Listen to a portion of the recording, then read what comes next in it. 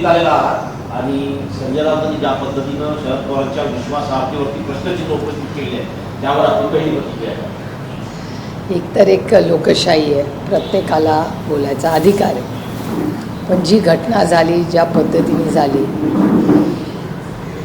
तिथे काही मीटिंग नव्हती, काही नव्हतं. आदरणीय पवारसाहेब विधानभवनला गेले आणि ते चालत परत येताना आमदारांनी सांगितलं की त्यांना काही बोलायचं. तिथे सगळ्यात जवळ जे कॅबिन होतं तिथे ते योगायोगाने हे कॅबिन होतं आणि असे काही फिक्स्ड कॅबिन्स नसतात विधानभवनमध्ये.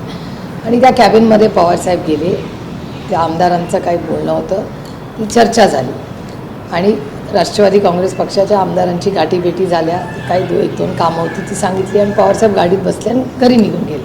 आम्हाला कुणालाही एक झालेलंही माहिती नाही आणि खरं तर आम्ही त्याला फार महत्त्वही दिलं नाही, कारण आम्हाला म्हणजे एक आमदारांसाठी साहेब कुठेतरी बसले तर योगायोगाने ते शिंदे साहेबांचं ऑफिस निघालं. शिंदे साहेबांचाही मनाचा मोठेपणा, कारण का शेवटी ते एका मोठ्या पदावर आज आहे आणि त्या मोठ्या पदावर असताना कॅबिनेट चालू असताना ते खाली आले, पवारसाहेबांना दोन शब्द बोलले आणि परत कॅबिनेटला गेले. आणि हे अगदी कॅज्युअली झालेली एक घटना आहे. आणि मीही काल संजय राऊत साहेबांना फोन करून सांगितलं काय घटनाक्रम झाला. त्याच्यामुळे मला असं वाटतं की हे गैरसमजाने कोणीतरी कदाचित राऊत साहेबांना चुकीची माहिती दिली असेल, त्याच्यामुळे ते काल बोलले असते. नाही पण संदर्भात बघितला आपण 60 वर्षापासून शरद पवारांना ते ओळखतात, शरद पवारांची अनेकदा ते बाजू मांडतात, पण हे असं काही घडलं त्याच्यामुळे त्यांनी विश्वासार्हतेवर प्रश्नचिन्ह निर्माण केला. याचं उत्तर तेच देऊ शकतात, मी नाही देऊ शकत. कारण जी घटना झाली ही सगळ्यांनाच माहिती आहे. त्याचबरोबर ही जी घटना झाली त्याच्याबरोबरच्या ज्या गोष्टी आहेत त्या राऊत साहेबांना मीच काल स्वतः फोन करून सांगितलेल्या आहे. आणि तो घटनाक्रम इतका कॅज्युअली आणि झाला चंगाने की ते म्हणजे इतकं ते म्हणजे मला आश्चर्य वाटलं. त्याची बातमी पण झाली, त्याच्यात बातमी करण्यासारखं खरंच काही नव्हतं. हो, मी अर्थात ते मिसअंडरस्टँडिंग कसं होतं, काही गोष्टीनं म्हणजे आउट ऑफ स्टॉमिना टिकअप असं येते की एखादी घटना झाली जी कदाचित कोणाच्या ध्यानीमनी आली नसती, त्याची एवढी मोठी बातमी झाली आणि त्या बातमीतून कदाचित त्यांच्या मनात गैरसमज झाले असतील, ते दुखावले गेले असतील आणि जेव्हा त्यांना वास्तव कळलं तेव्हा दुखवण्याचा प्रश्नच नव्हता. एक प्रश्न याला जोडून असा आहे की म्हणजे जेव्हा अजित पवार तुमच्या पक्षातून गेले होते आणि त्यानंतरच्या एक साधारण 15 ते 20 दिवसातच उद्धव ठाकरे, आदित्य ठाकरे त्यांचे काही आमदार हे अजित पवारांना भेटले होते त्यांच्या दालनात जाऊन, पण तेव्हा तुमच्या पक्षाकडून अशी टीका नाही झाली. कसं आहे, ही गोष्ट खरी आहे की माननीय उद्धवजी आणि त्यांची सगळी टीम ही दादा जेव्हा आम्हाला सोडून NDAत गेला त्याच्या 17व्या दिवशी उद्धवजी जाऊन दादाला भेटून आले होते. हे वास्तव आहे, तुम्ही म्हणताय हे बरोबर आहे. पण असं आहे, मी असा त्याचा अर्थ काढला की उद्धवजी हे मुख्यमंत्री राहिलेले आहेत, तेव्हा आमदारही होते ते, आणि दादा हे उपमुख्यमंत्री आहेत. त्याच्यामुळे एका संविधानिक पदासाठी शुभेच्छा देणं हे मला काही त्याच्यात गैर वाटलं नाही. आणि ठीक आहे ना, तेवढं म्हणजे आम्ही ते समजून घेतलं. त्याचं कारण असं की ठीक आहे की म्हणजे दादाने एक निर्णय घेतला होता तो आम्हाला अयोग्य वाटला आणि ज्या पद्धतीने त्या घटना झाल्या होत्या तेव्हा म्हणजे जसं आदरणीय पवारसाहेबांना एका पत्राने अध्यक्षपदावरनं ज्या पद्धतीने काढलं होतं तेव्हा आम्हालाही तो धक्काच होता. पण ठीक आहे, उद्धवजी काही महाराष्ट्राच्या हितासाठीच कदाचित भेटायला गेले असतील असं आम्ही आमच्या मनाची समजूत काढली आणि आम्ही काही बोललो नाही. आणि एका सशक्त लोकशाहीमध्ये डायलॉग असलाच पाहिजे या मताची मी आहे आणि हे संस्कार आमच्यावर कैलासवासी यशवंतराव चव्हाण साहेबांनी केलेले. काल पृथ्वीराज चव्हाण यांनी पत्रकार परिषद घेतली आणि तुमच्या पक्षातील काही खासदार 5-6 खासदार अस्वस्थ आहेत असं त्यांनी दावा केलेला आहे, तुमची प्रतिक्रिया? खरं तर रेवतीच्या लग्नासाठीच पृथ्वीराज बाबा आले होते, तेव्हाच माझी त्यांची भेट झाली. त्याच्यानंतर आमच्या कुठल्या खासदारांची त्यांची कुठली भेट झाली आणि कोण त्यांना अस्वस्थ वाटलं, कारण का मी आमच्या सगळ्या खासदार खरं तर आम्ही सगळे 8 जण एक कुटुंब म्हणून काम करतो. रोज कुठल्या ना कामानिमित्त कशानिमित्त आम्ही 8 जण अखंड एकत्रच असतो आम्ही, आमच्या फॅमिलीज, काही ना काहीतरी कामं, कुणाचा प्रवास, काही ना काहीतरी चालूच असतं. त्यामुळे आम्ही 8 ॲज अ युनिट, मला तरी वाटत नाही की पृथ्वीराज बाबांना आमच्यापैकी कोणी भेटलं आहे. पण अर्थातच ते या राज्याचे ज्येष्ठ नेते, त्यांच्या कानावर काही गोष्ट आली असेल तर माझी नैतिक जबाबदारी आहे की मी त्यांना फोन केला पाहिजे आणि विचारलं पाहिजे की काय झालं आहे. आणि आमचे 6 खासदार जे एक तर आमच्या पक्षात कोणी नाराज नाही आणि आम्ही एक कुटुंब म्हणून राहतो, त्याच्यामुळे घराच्या बाहेर जाऊन एक तर कोणी नाराज नाही आणि असला तरी तो बाहेर जाऊन बोलणार. एक प्रश्न विचारतो, तुम्ही सत्तेत जात आहे का? मी तुम्हाला सांगू, गेले 12 वर्ष माझा शपथविधी तुम्ही करता. म्हणजे माननीय मोदी साहेबांचं सरकार आल्यापासून माझ्याबद्दल चर्चा त्याला 12 वर्ष होते. त्याच्यामुळे मला आश्चर्य वाटतं की 12 वर्ष तुम्हाला कसा काय कंटाळणे आला हा प्रश्न विचार. पण तुमची काही चर्चा होती की भाजपसोबत तुम्ही सत्तेत जाणार आहात का? काही आमच्याशी कोणी बोलत नाही आहे, आम्ही कुणाशी बोलत नाही, हा विषयच नाही. म्हणजे चर्चेलाच तो विषय आमच्यात नाही. तुम्ही टी व्हीवर आणि वर्तमानपत्रात अनेक वेळा बघते आणि मला गंमती वाटते. तुमचे जे सोर्सेस आहेत ते सोर्सेस कुठून या गोष्टी मॅन्युफॅक्चर करतात माहिती नाही. पण ठीक आहे, आदरणीय पवारसाहेबांनी अनेक वर्षापूर्वी एक गोष्ट मला सांगितली होती, चांगलं किंवा वाईट आपली बातमी चालते याचा अर्थ नाणं आपलं अजून खणखणीत आहे. त्यामुळे असा मी विचार करते आणि पुढे जाते. मर्जरच्या संदर्भात काही चर्चा सुरू आहे, कारण वेगवेगळे प्रश्न समोर येते, त्याचं एकदा तुम्ही बोलून टाकलं म्हणजे सोपं आहे. कुठल्या मर्जरबद्दल? एनसीपी अजितदादा पवार पक्षासोबत आणि तुमचा पक्ष याच्यामध्ये मर्जर संदर्भात काही चर्चा सुरू आहे का? माझ्यापर्यंत असली कुठलीही चर्चा कालही नव्हती, आजही नाही. दादा असताना दादा, मी आणि जयंतराव आणि त्यांच्या पक्षातले काही नेते, आज मला कुठली उणीधुणी काढायची नाही, काही जुनं मला काढायचं नाही, कारण का मी वास्तव, आय लिव्ह द मोमेंट, त्या क्षणात. मी इतिहासात रमत नाही. त्याच्यामुळे दादा होता तोपर्यंत दादाची इच्छा होती, हे वास्तव आहे. दादाला आम्ही सगळे एक व्हावं ही दादाची अतिशय मनापासून इच्छा होती. आम्ही अनेक वेळा भेटलो होतो आणि आम्ही एकत्र येणार आणि पुढे काय करायचं हे आमचं आणि दादाचं ठरलं होतं. आता दादा आज नाही, त्याच्यामुळे मला तो विषय काढायचा नाही. माझा भाऊ आता गेला, त्याच्यामुळे मला त्या इतिहासात रमायचं नाही. आता आम्ही आमच्या मार्गाने, ते त्यांच्या मार्गाने. पार्थ पवार आणि सुरेंद्र पवार वगळता बाकीचे नेते आहेत त्यांच्याकडचे, ते आता विलीनीकरणाला राजी झाले, पवार साहेबांच्या भेटी घेत आहेत असं सांगितलं जाते. काय करते याच्यावर? आदरणीय पवार साहेबांना कोणीही भेटलेलं नाही. प्रफुल्लभाई अनेक वेळा आमच्या घरी गेले 60-50 वर्ष येत आहेत, तसे ते कधीतरी येतात, कधी लपून छपून येत नाही.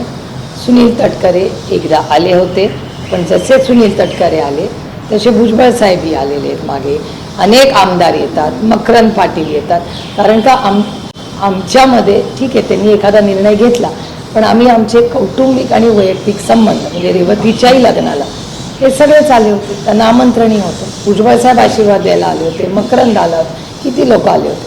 फक्त हसन मुश्रीफ आले नव्हते, बाकी सगळेच आले होते आणि सगळ्याच पक्षाचे लोक आले होते. त्याच्यामुळे मला असं वाटतं की जे काय 2-3 वर्षापूर्वी झालं, मी मूव्ह ऑन आणि माझ्या त्यांना शुभेच्छा आहेत आणि आम्ही आमच्या घरामध्ये समाधानी आहोत आणि सुखी आहोत. एक मिनिट, काँग्रेसमध्ये देखील विलीनीकरणाच्या संदर्भामध्ये सातत्याने चर्चा होतात, या संदर्भात देखील तुम्ही एकदा भाष्य करू टाका. काय विषय? राष्ट्रवादी काँग्रेस शरदचंद्र पवार हा कुठेही विलीनीकरणच्या चर्चेत नाही. काँग्रेसकडून कुठलाही प्रस्ताव आम्हाला नाही, आम्ही काँग्रेसला प्रस्ताव दिलेला नाही. आणि आमचे आणि काँग्रेसचे अतिशय प्रेमाचे जिव्हाळ्याचे संबंध कालही होते, आजही आहेत आणि उद्याही राहतात. म्हणजे मी दिल्लीला आल्यावर दरवेळीच मी प्रियंका गांधींची वेळ मागते, शक्य असेल तर आम्ही नक्की भेटतो. महाराष्ट्रात काय चाललं आहे, राजकीय, सामाजिक, आर्थिक परिस्थिती काय आहे राज्याची, याच्यावर अनेक वेळा त्यांच्याशी चर्चा होते. अनेक JPCजमध्ये प्रियंकाजी आणि मी एकत्रही आहोत. त्याच्यामुळे मग काँग्रेस आणि राष्ट्रवादीच्यामध्ये काय चर्चा झाली पाहिजे किंवा राहुलजींची मी वेळ घेते आणि त्यांच्याशी संपर्क साधून काय साधारणपणे राज्यात चाललेलं आहे किंवा देशात चाललं आहे याची चर्चा अनेक वेळा आमच्या सगळ्यांमध्ये होते. आमचे अतिशय जिव्हाळ्याचे प्रेमाचे संबंध आहेत. राहुलजीही रेवती सारंगला देईल, आशीर्वाद देईल, असं की खडके साहेब असतील, हे सगळे आले होते. आणि त्याच्यामुळे आम्ही एक मित्र पक्ष म्हणून आम्ही कालही एकत्र होतो, आजही येऊ आणि उद्याही जाऊ. बेस जो आहे तो पार्लमेंटरी सेशन आणि त्यात आणलेले बिल्स आहेत, डिलिमिटेशन म्हणा किंवा विमेन रिझर्वेशन म्हणा किंवा आर्टिकल 130 चा जो अमेंडमेंट आहे तो आहे. आणि टीएमसी नंतर एकनाथ शिंदे आणि आता जेव्हा तुमच्या चर्चा होत आहेत तर तुमचा या सगळ्यांना कसा काय सपोर्ट असेल आणि काय हे मत असेल? एकतर महिला आरक्षणाचं बिल आम्ही एकमताने पास केलं आहे सगळ्याच पक्षांनी एकत्र. आणि आता डिलिमिटेशन कमिशन तर आता बसेलच, कारण का त्याची वेळ आली आहे. आता डिलिमिटेशनमध्ये NDAने आम्हाला एक प्रस्ताव दिला होता की 50% सीट प्रत्येक राज्यात वाढतील, असा जो प्रस्ताव केला होता. त्या प्रस्तावाला आम्ही सांगितलं आम्हाला लेखी द्या, कारण का त्याच्यानंतर आम्ही सगळे इंडिया अलायन्समध्ये चर्चा करू आणि त्याच्यातून निर्णय घेऊ आणि त्याच्यात सगळ्याच राज्यांना समान न्याय मिळेल असं भारत सरकारने आम्हाला सांगितलं. त्याच्यामुळे जर सगळ्यांना न्याय मिळत असेल तर आम्ही चर्चेला बसायला तयार आहोत, असं आमच्या सगळ्यांचीच भावना आणि भूमिका होती. पण तसं ठोस काही केंद्र सरकारकडून आमच्याकडे अजूनही प्रस्ताव आलेला नाही. जर भविष्यात आला तर डिलिमिटेशन जर होणारच असेल तर ते सगळ्यांच्या संमतीने जे निर्णय प्रक्रियेत आणि संविधानाच्या चौकटीत आहे त्याप्रमाणे व्हावं. आणि लोकसभेच्या जागा वाढवण्याचं पण तो प्रस्ताव ऑफिशियली आलेला नाही. जोपर्यंत ऑफिशियली येत नाही त्याच्यावर आम्ही कसं बोलणार, भाष्य कसं करणार? याशिवाय खासदार अस्वस्थ आहेत, हे काही खरं आहे का तुमच्या पक्षात? खासदार अस्वस्थ आहेत, 8ही खासदार अस्वस्थ आहेत, कधी 4, कधी 2, कधी 3. म्हणजे मला असं विचाराल ना तर त्यातली गंमत पण निघून गेली. कारण आम्ही 8ही खासदार कालही एकत्र होतो, आजही एकत्र आणि उद्याही राहू. आणि आम्ही 8 खासदार जो काही निर्णय घेऊ, आम्ही 8 खासदार जो निर्णय घेऊ तो एकत्र 8 जणांतच असेल, तो 8 जणांचाच असेल जो काही निर्णय आहे. आणि आम्ही 8ही जण जिथे आहोत तिथे समाधानी आहोत. अहो विनोदजी आणि मी एका JPC मध्ये आहोत, जॉईंट पार्लमेंटरी कमिटीमध्ये आम्ही एकत्र आहोत. आम्ही आठवड्यातून 2 वेळा भेटतो. काल पण होती ती कमिटी मीटिंग, पण ते बिहारला इलेक्शनच्या प्रचारासाठी गेले. आज कदाचित होईल. आता 11 वाजता आहे माझी JPC. ताई, ज्या पद्धतीने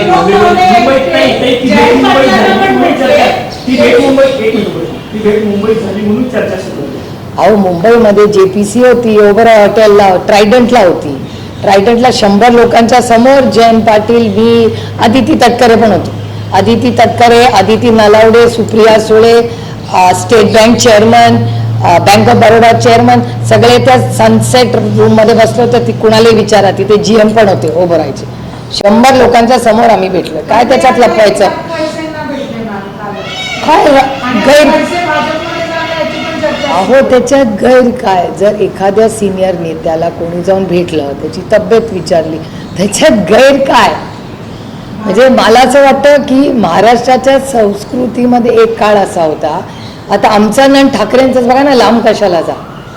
ठाकरेंचे आमचे इतके 6 दशकाचे कौटुंबिक संबंध, पण आमचं राजकारण वेगळं होतं. आता नवीन ट्रेंड असा झालाय दुर्दैवाने की वैयक्तिक संबंध आणि राजकीय मतभेद ह्याच्यात एक अंतर, म्हणजे त्या 2 वेगळे कंपार्टमेंट आहेत. असं का नाही माणसं जगू शकत? इतके वर्ष जगलो ना, महाराष्ट्राच्या कल्चरमध्ये आहे ना तसं. मग आता काय प्रॉब्लेम आहे? काही डोंबिवलीचे नगरसेवक मारले, त्यांनी प्रथम डॉक्टरांना मारहाण केली, त्यानंतर त्यांना गुन्हा दाखल, अटक झाली, ते रुग्णालयात गेले. आता कोर्टाने त्यांना सांगितलंय की त्यांना कोर्टात हजर करा. हे कशा प्रकारची म्हणजे एखाद्या काय बोलताय? काहीच नाही यावरती बोलताय राज्याची कोर्ट. ज्यांना मारहाण केली तो माणूस हॉस्पिटलमध्ये नाही आणि ज्यांनी केली तो हॉस्पिटल. अतिशय गलिच्छ. मला विचाराल तर त्या माणसाचा तातडीने सरकारने राजीनामा घेतला पाहिजे. कुठल्याही पदावर तो माणूस राहता कामा नये. गलिच्छ म्हणजे गलिच्छ.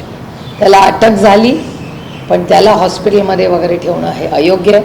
आणि माझी अपेक्षा आहे की महाराष्ट्राच्या माननीय मुख्यमंत्री, आता सेशन चालू आहे, त्यांनी एक स्ट्रॉंग मेसेज दिला पाहिजे की कुठल्याही पक्षाचा व्यक्ती असेल, कुठल्याही, महाराष्ट्रात हे आम्ही खपवून घेणार नाही. पण काही अलीकडच्या काळात हे खूप वाढल्याचं पाहायला मिळत. जरबच नाहीये. खासदार इकडून तिकडे गेल्यानंतर पत्रकारांना मारण्याच्या धमक्या देतात, डॉक्टरांना मारलं जातं. काल एका अधिकाऱ्यांना एका भाजपच्या नेत्यांनी मारलं गेलं, संधी दिला जात नाहीये, कायद्याचा धाक नाहीये, म्हणून हे सगळं घडतंय. हे दुर्दैव आहे, मला असं बोलायला आवडत नाही, पण दुर्दैव आहे की महाराष्ट्रामध्ये सत्तेची मस्ती जी आली आहे ना या लोकांना, ही लोक उतरल्याशिवाय राहणार नाही. तुम्ही बघाल, peak of your arrogance is the beginning of your downfall. हे खूप म्हणजे महाराष्ट्राची फार बदनामी होते याच्यात. सेशनचा आज शेवटचा दिवस आहे. या सेशनमधून विरोधी पक्षांनी काय असं मिळवलं? कारण शेतकरी कर्जमाफी सरसकट व्हावी यासाठी तुमची आंदोलनं झाली, पण प्रत्यक्षात जमिनीवर सेशन हे विरोधी पक्षाची जबाबदारी नसते. सेशन हे सत्ताधाऱ्यांचं काम करण्याचे. विरोधींनी व्यवस्थित विरोध केला. मी तुमच्या सगळ्या चॅनल्सवर सगळ्यांचा परफॉर्मन्स बघितला. म्हणजे जयंत पाटील असतील, आदित्य ठाकरे असतील, भास्कर शेठ असतील किंवा रोहित पवार असतील, मी जितेंद्र आव्हाड, मी सगळ्यांची भाषणं फॉलो केली सेशनमध्ये. अतिशय उत्तम पद्धतीने त्यांनी प्रश्न मांडले. पण हे फसवाफसवी आणि हे जे पहिल्या दिवसापासून आमची मागणी होती की शेतकऱ्यांची सरसकट कर्जमाफी करा, सरसकट सोडा, कर्जच माफून नाही झालं, हे दुर्दैव. नाशिकमध्ये धक्कादायक घटना समोर आलेली आहे. नाशिकच्या कळवण तालुक्यामध्ये आश्रमशाळेत एका मुलीनं बाळाला जन्म दिलेला. ही सुरक्षेचा प्रश्न उपस्थित केला तर ती घटना आता समोर आली. मग इतके दिवस कसं काय बाहेर नाही आली ही बातमी? याची इन्क्वायरी झाली पाहिजे, तातडीने इन्क्वायरी झाली पाहिजे. हे एक्सप्लॉयटेशन आहे मुलींचं आणि हे वारंवार महाराष्ट्रात होतं. पिंपरी चिंचवड येथील मोशी जी आहे इमारत, ही दुर्घटना, तिथे अजून पण रेस्क्यू ऑपरेशन झोन आहे. अजून असे 14 जणांनंतर बाहेर काढला, 8 जण अजून अडकलेले आहेत. पण खूप डिस्क्रिपन्सीज या पूर्ण कन्स्ट्रक्शनमध्ये. मी तिथल्या सगळ्या प्रशासनाची कालही बोलले, आज सकाळी बोलले. आम्ही सगळे त्याचं मॉनिटरिंगही करतो आहे. आमचे तिथले सगळे स्थानिक सहकारीही तिथे त्या सगळ्या प्रक्रियेमध्ये आहेत आणि आमची अपेक्षा आहे की तिथल्या स्थानिक जे कमिशनर आहेत, कलेक्टर आहेत, या सगळ्यांच्या प्रशासन फुल टाईम त्याच्यावर काम करतं आहे. त्यामुळे आम्ही दर 2-3 तासाला आम्हाला रिपोर्ट्स येत आहेत. मुख्यमंत्र्यांनी विधानसभेत बोलताना म्हटलं की मिसिंग म्हणजे महाराष्ट्राचा अपमान. त्यावर राज ठाकरे देखील बोलले की हा कसा महाराष्ट्राचा अपमान होऊ शकतो. आपली प्रतिक्रिया काय? नाही, दुर्दैव जी घटना झाली, मी सेफ्टी ऑडिटबद्दल अतिशय संवेदनशील असते आणि अनेक वेळा मी माननीय गडकरी साहेबांनाही विनंती केलेली आणि तेही आम्हाला नेहमी आवर्जून सांगतात की सेफ्टी सेफ्टी सेफ्टी, म्हणजे सुरक्षितता. मग गाडीची असू दे, ट्रेनची असू दे, लोकांची असू दे किंवा प्लेन, ट्रेन, मोबिलिटी. पण सुरक्षिततेबद्दल माझं स्वतःचं मत आहे की मी मुख्यमंत्र्यांचंही उत्तर ऐकलं, पण ह्याचा मी त्या दिवशीही मागणी केली होती की ह्याचं एक डिटेल इन्क्वायरी झाली पाहिजे. त्याचा स्ट्रक्चरही ऑडिट पण पुन्हा एकदा झालं पाहिजे, कारण का मोठी घटना होती. त्यामुळे असे जेव्हा मोठे इन्फ्रास्ट्रक्चर प्रोजेक्ट्स होतात त्याचं पहिलं सुरक्षितता हेच केंद्रबिंदू असलं पाहिजे. महाराष्ट्र आणि कर्नाटक बॉर्डर मुख्यमंत्र्यांनी ज्या पद्धतीने विधान केलेलं आहे, अपमान सोडणार नाही, हे जे शब्द आहेत, तुम्ही कसं बघता? कारण तुम्ही मला आश्चर्य वाटलं कारण काही मुख्यमंत्र्यांची स्टाईल नाही. एक तर ते हिंदीत का बोलले हे मला कळलं नाही आणि हिंदीत बोलले ही चांगली गोष्ट आहे, देशाला ते भाषण ऐकायला मिळालं. पण मला आश्चर्य एका गोष्टीचं वाटलं की म्हणजे महाराष्ट्रात मी ते भाषण हिंदीत का केलं. आणि दुसरी गोष्ट मला आश्चर्य वाटली की नॉर्मली महाराष्ट्राचे माननीय मुख्यमंत्री अशी भाषा वापरत नाही. त्याच्यामुळे मलाही जरा आश्चर्य वाटलं ते काही शब्द आहेत. मॅम, महाराष्ट्र कर्नाटकाच्या बॉर्डरचा इश्यू आहे. तिथे जर हे बघितलं तर आत्ताच रिसेंटली कर्नाटकाच्या दौऱ्यावर DK शिवकुमार जेव्हा बेलगामात गेलेले तेव्हा त्यांनी हे सांगितलं की महाजन आयोग हा अंतिम निर्णय आहे, म्हणजेच बेळगाव हा कर्नाटकाचा पार्ट आहे, महाराष्ट्राचा पार्ट आहे. त्यांना जे वाटत असेल ते त्यांच्या मुख्यमंत्र्यांनी बोलावं. आमच्या महाराष्ट्राच्या मुख्यमंत्र्यांनी सर्व पक्ष बैठकीत एका मताने आपण जे पास केलं ते आपल्याला मान्य आहे. त्यांच्या मुख्यमंत्र्याला जे वाटतं ते त्यांनी बोलावं. आम्हाला माहिती आहे आम्हाला काय पाहिजे. त्यामुळे महाराष्ट्राची भूमिका स्पष्ट आहे.